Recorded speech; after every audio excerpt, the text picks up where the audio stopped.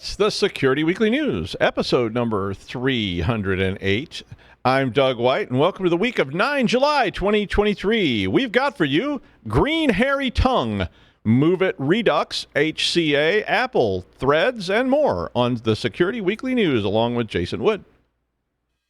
This is a Security Weekly production for security professionals by security professionals. Please visit securityweekly.com/subscribe to subscribe to all the shows on our network.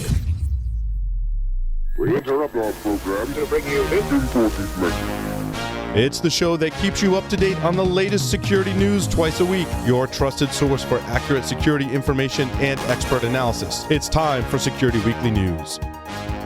Why does multi-factor authentication have to be a pain for users? It doesn't. Beyond Identity is the most secure MFA on the market and the easiest to use. They ensure that every authentication is multi-factor by default, with phishing-resistant factors that secure access from the start. Beyond Identity safeguards organizations from breaches, data loss, and fraud by eliminating weak phishable authentication factors like OTP and SMS push codes. Go to securityweekly.com/Beyond Identity to get a free demo. That's securityweekly.com/Beyond Identity to get a free demo today.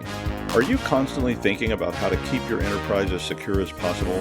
Get to know Chrome Enterprise, the trusted browser for security-conscious professionals like you. Its ease of use for IT and security teams and added access controls protect the remote, extended, and hybrid workforce, keeping your entire enterprise safe. Don't settle for a browser that compromises your organization. Visit securityweekly.com/Chrome Enterprise to learn more and start protecting your enterprise like never before. Created in 2005 and hosted by security industry veterans, Paul Security Weekly is your source for in-depth coverage of the latest vulnerabilities, exploits, and security research. Our weekly security news discussion dives deep into the security issues we face today and potential solutions in a fun and lively atmosphere. Each week we bring on guests from the security community to learn about their journey and discuss topics relevant to their work and research. You can also subscribe to our show by visiting securityweekly.com/subscribe or look for Paul Security Weekly in your favorite podcast catcher. We've recorded a ton of content over the years, so we created Spotify playlists featuring some of our favorite episodes, including interviews with Marcus Random, John McAfee, and Chris Roberts, to name a few. You can find them at securityweekly.com/starter packs. All right. Well, if you're one of our friends in the U.S., I hope you had a happy holiday last weekend, and you can still count to 10 without taking off your shoes, and or even still pour more than one finger of alcohol into a glass. But if you aren't from the U.S., well, they have this holiday where they celebrate by setting off explosives and drinking a lot. Think the Holy Festival, but instead of colored powder, you're throwing up while your brother sets off small sticks of dynamite nearby. That kind of thing. It's a load of fun. All right. Well, back in April, a critical advisory for VMware was released due to a remote code execution flaw in VMware ARIA operations for logs. The hard to say VMware ARIA operations for logs. The vulnerability is a 9.8 CVSS score and can allow an unauthenticated attacker who has network. I see this the whole holiday thing. I spent too much time drinking. The whole unauthenticated attacker who has network access to access the ARIA operations suite as root, which means, well, in the industry term, that's called bad.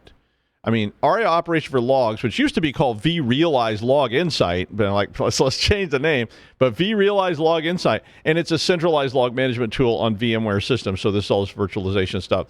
Well, on Monday, I mean that all happened back in April, but on Monday, VMware warned that exploit code for this vulnerability has now been published, and as such, if you have neglected to patch it, well, look out. So vRealize was already in the known exploited vulnerabilities catalog, but and it was listed as a must patch. So they had plenty of flaws already. So you know what to do, right? I mean, we've talked about this before. But I tells you, patch, but you never listen, right? So Clop exploited a MoveIt vulnerability, which we all know about. In a brief statement last Wednesday, Shell, the oil company that has like those fuel stations with shells on them everywhere. Yeah, that one, big one. Yeah, well, that Shell, they confirmed they had been hit by a MoveIt hack. They said that the MFT software was used by a small number of Shell employees and customers, And they said that some personal information relating to employees of the BG group had been accessed. They didn't give up a lot of information. I mean, they're a giant oil conglomerate. They don't have to do much of anything. And when governments call them, they just kind of go, we'll get back to you, bite me. But they did not say exactly what was taken or how many people were affected by this, but they did say that impacted individuals were being notified. Shell did say this was not, NOT, a ransomware event, but that Klopp did publish files allegedly stolen from the firm and said Klopp had made 23 files available currently and that they were labeled Part 1. You always want to see that, right, when you're looking at stuff that's been taken from you and they go, here's the first part. Klopp said that Shell would not negotiate a ransom, and as such, they were releasing information. Shell had been targeted by Klopp before, back in 2020, through an exploit in SWN, so another file transfer system. So they just can't win with these file transfer systems. So far in this latest round of attacks, about 130 firms have been named as being victims of the MoveIt exploit. And again, you know what to do with MoveIt. I mean, well, you could move it, but it's better if you patch it or, I don't know, disable it. But since we're talking about Klopp, Huntress said that Klopp has not deployed ransomware in any of the compromises they have done so far in this campaign. Huntress Labs said that so far, all of the initial access that was obtained was used only to deploy a web shell so they can copy and exfiltrate files.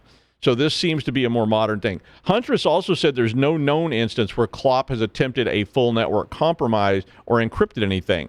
So the current MoveIt campaign seems to follow that similar campaign that Klopp conducted using Go Anywhere MFT. Basically what they do is they use the stolen files and the information as leverage to get you to pay a ransom by threatening to release the information, probably in multiple parts, that have been stolen. So they release one part saying, we got it.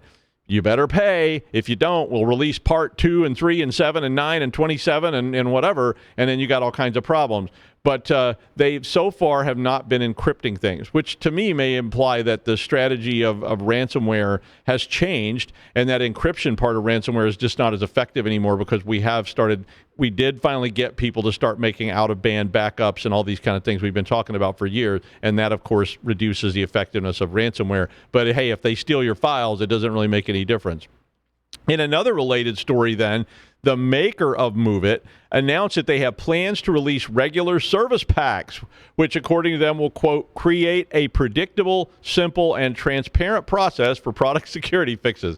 Gee, that would be a good idea. I mean, like, what a concept. But this is typically how vendors have been rolling out patches, but certainly not all of them do it. And everyone seems to be moving off in that direction. They did say they would be optimizing the install process to make the upgrade process simpler. And I mean, I got to be honest with you, I've done a lot of patching, and some of these things are so difficult to patch, it's ridiculous, or even if it's just taking the system down. I mean, have you ever installed a patch on an old mainframe, and you pull the volume out, that's called the IPL procedure? That's intentional power loss, because I know there's some confusing about what IPL means. But IPL, maybe like 4 hours just to take the system down so that you can restart it. Yeah, and that's pretty tough in a production environment. But and of course, that didn't even include the patching time. But regardless, Progress said that the service packs will apply to the MoveIt products, including transfer and automation. The initial service pack, which came out yesterday, will apply to the MoveIt transfer tool, which allowed the SQL injection to gain unauthorized access to the database. So the service pack is also going to include patches for several other of the high-severity vulnerabilities found in the software recently. So, I mean, it may be tough to get this thing initially, but I would get it and install it if you're planning to use MoveIt or anything else that has these things. In that same flight, Apple pushed an emergency patch in their new Rapid Security Response update. So this update addressed a vulnerability in the latest versions of iOS, which had just come out. It's also iPad OS and Mac OS, which are believed to have a new 0-day that is being exploited in the wild. The vulnerability affects the browser WebKit module, which is running on iPhones that are running 16.5.1, which is the current version, and Venture 13.4.1. So the vulnerability can be used to trigger an arbitrary code execution when you process web content, according to Apple, which sounds pretty bad. I mean, arbitrary code execution when you're accessing web content is called how overlay attacks and all those kind of things work. So it would be very, very dangerous. The vulnerability was reported by an anonymous researcher, so they did not say who that was or have any hints about that. But the rapid security response approach is a new type of release for Apple. And it does mean that instead of the old way, which is you have to check and see if there's a security update or any other kind of update, and then you download it and install it, they're actually going to start pushing patches by default, which is a little scary to me, but it also means that you don't have to worry that how many people in your company have not gotten these. I did not see an update hit my iPhone, so I think it just pushed in, automatically, but we'll see. So, it said you may need to restart, but I have not been notified I needed to restart my iPhone, so we'll see. Well, Tennessee-based HCA Healthcare had 11 million patients' data stolen in a breach. And we have kind of stopped doing these breach stories because there's so many of them, but this is a pretty big one, and it's healthcare. This healthcare company, HCA, runs 180 hospitals and 2,300 healthcare sites across the United States. The breach occurred by a compromise of an external storage location, and this external storage location was an unnamed software system which is used to format emails for them to send out. So this is the system where they send people notices about appointments and all these kind of reminders and so forth. And I guess this was some third-party software that they were using for that. The service provider said that the breach was, quote, recently discovered, and that the data was information used for email messaging.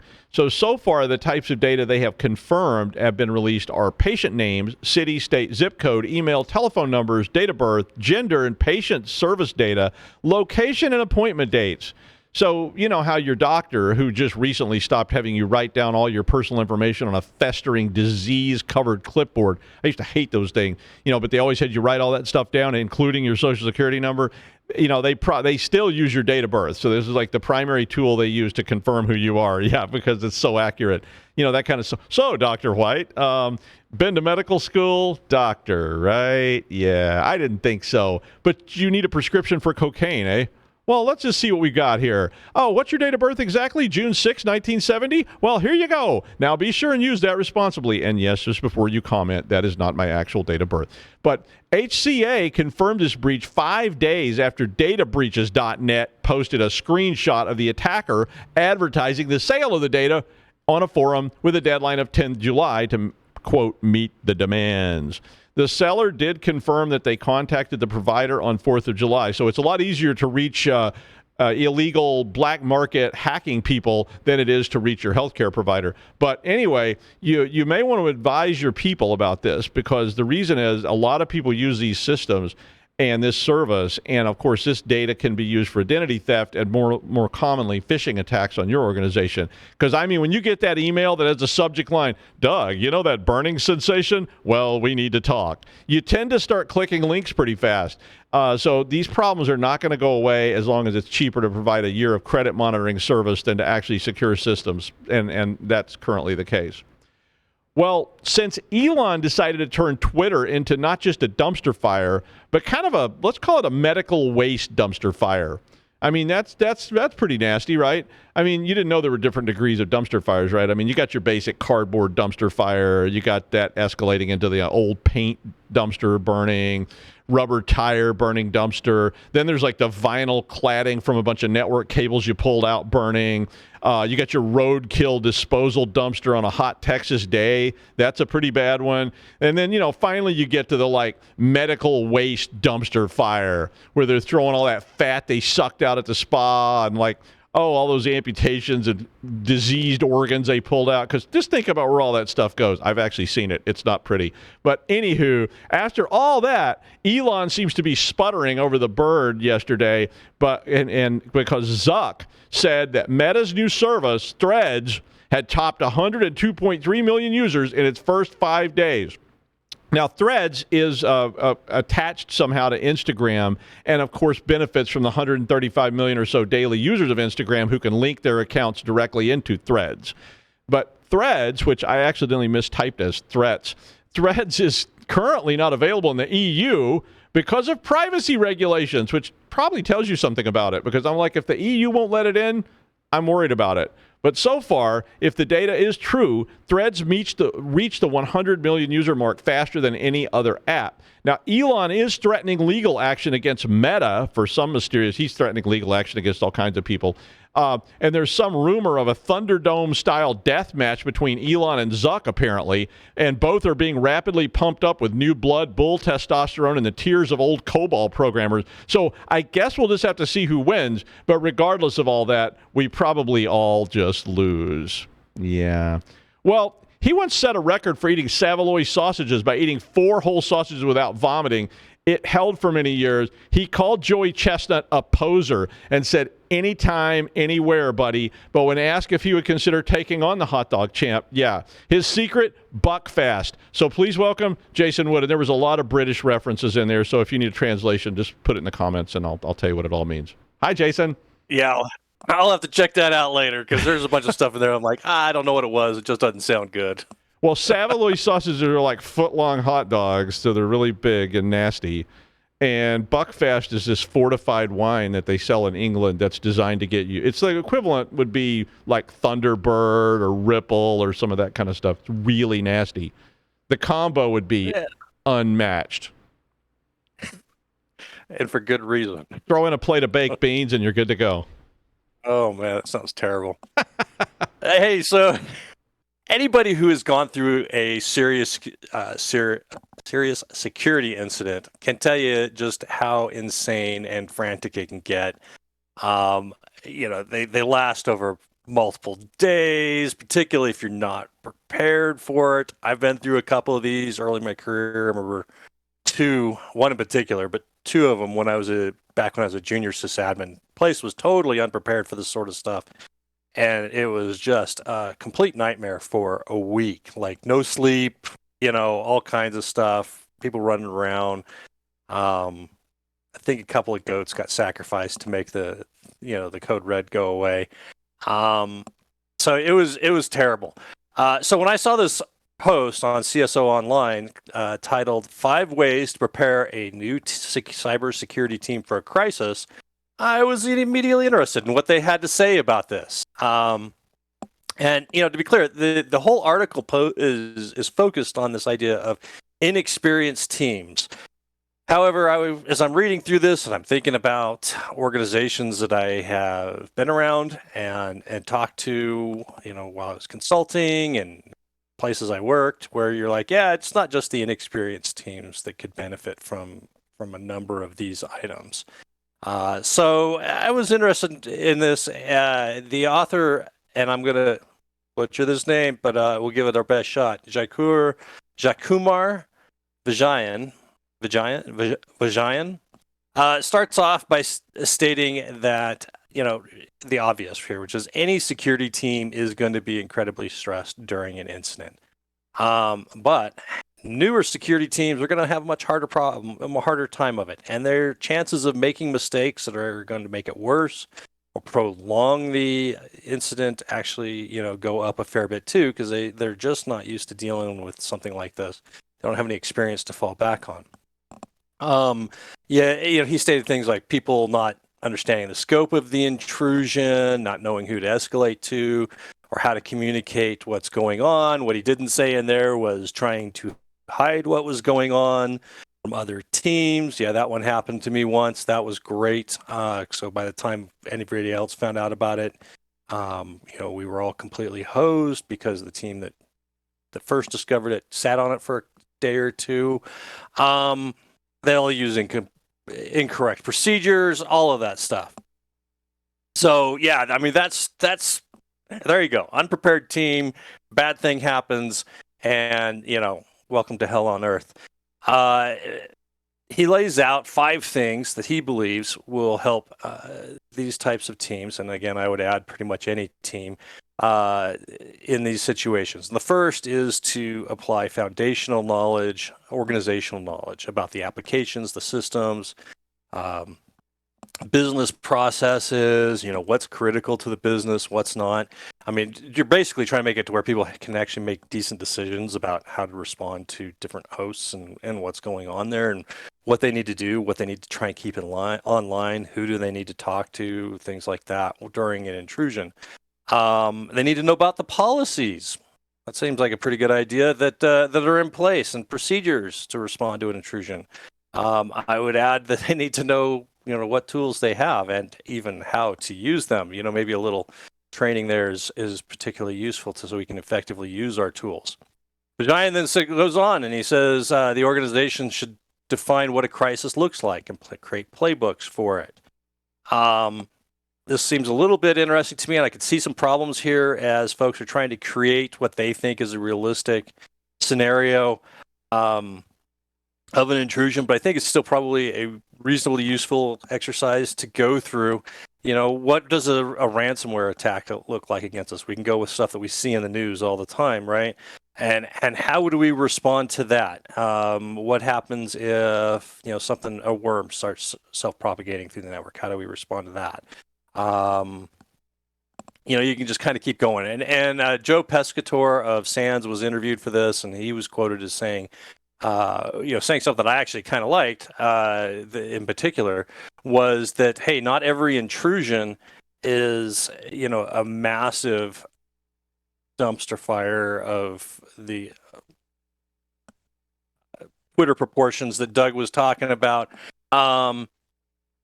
But we have varying degrees of that. So you build up a playbook or playbooks for the massive, nasty intrusions, and then you can take subsections of that and apply that to some of the smaller. Take a bit of that and say, oh well, in this case, we would only need these 2 sections of this response, and you apply that, and you go through that. You can use them tabletop exercises. The third thing he brings up is doing an incident response plan, which I was like, wait, shouldn't this been the first thing, like before we organize the team? This one's kind of obvious. You got to have a plan to respond to this, and this really isn't the inexperienced team's problem. This is the leadership's problem. They need to make sure they have this going on and are detailing out how an incident's actually going to be responded or dealt with. Then he gets into 2 that are kind of, it's 1 and then 2, the last 2 here that are pretty related to. 1, he starts talking about training and tabletop exercises. Now, I don't know why more organizations do this. They do practice runs on this stuff. Bands practice, sports teams practice, debate teams practice, militaries practice. Pretty much anybody that's got to go out and do something where this really counts under pressure, they go out and they practice, they prepare, so that people know how to respond when things are happening and what they're supposed to be doing. Basically they know that the last place we want to be figuring this out on the fly is in the middle of a performance or a game or something like that.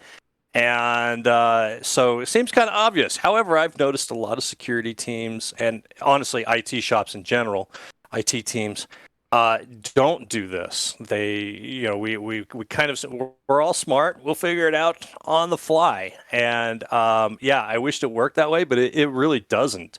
We revert back to muscle memory and kind of base levels on things. And so if we don't practice and prepare, then this is not going to go well, particularly when somebody's been sitting on the keyboard for 20 hours and can barely think straight and are pumped up on every source of caffeine and sugar that they can find. Tabletop exercises. Talk through how this is going to be handled. No, you don't have that available to it. There's no magic wand to make this go away. This is not Harry Potter. Here are the limitations on what you have to do. Oh, well, all right. So I guess I would call the incident lead and tell them what's going on and have to communicate this. So you practice this out. So when you get under fire, you're able to respond better to it and have a decent shot at this. And the last one Vijayan talked about that I liked as well, which is definitely one I don't see talked about a ton, is the use of some kind of cyber range to practice responding to intrusion. Now, this is going to be a little bit more difficult in some ways because, of course, these aren't the real systems that the administrators are used to, but still they can go through this process of responding to an intrusion or some kind of scenario in a safe environment. I used to coach junior ROTC Cyber Patriot teams out where I live, and for those who are not familiar with Cyber Patriot, this is something like picture stuff like CCDC for junior high and high school kids, where the goal is basically to give the kids some exposure to cybersecurity, teach them some skills. And it's created by the Air Force Association. It's not open. It's open to JROTC teams, junior ROTC teams, as well as what they call their open division, which is schools who aren't associated with the military. Anyhow, one of those teams actually made it to the national competition that I coached, and they were responsible for, here's your set of systems. You need to harden these. Oh, by the way, you're under attack by a red team. And it was a great experience for them. They thought it was awesome. Now, the interesting thing to me is I thought about it is like, you know what? Most security teams have probably never been exposed to anything like this. So here we've got junior high school kids. We've got college teams, who can be exposed to this in different competitions. But for some reason in IT organizations, and security organizations, we don't do this. So, yeah, I thought this was a really good one. So, some of this was very... things you would expect. Some of them were some good ideas to pursue longer. There's some costs associated with it, so I think that's always going to get some more scrutiny. But they're very effective in getting some hands-on, getting some muscle memory around this. Now, there's one more thing that I'll add to this list that Ryan did not comment on, and that's a really good leader to run these security teams. Particularly if you got a new and inexperienced team, but any team is going to need a good leader to run that and to invest the time and effort to prepare these teams for these type of experiences. Because the last time you want to learn how this goes is, when you're in the middle of just an awful week responding to a complete dumpster fire. The executive is tapping his foot in the incident room, demanding to know when things are going to be normal and back up and all of that stuff. Politics going everywhere. It's a terrible thing. So, for those of us out there who have taken on the challenge of being a security leader, I think I would be looking at this list as something to, how am I doing here?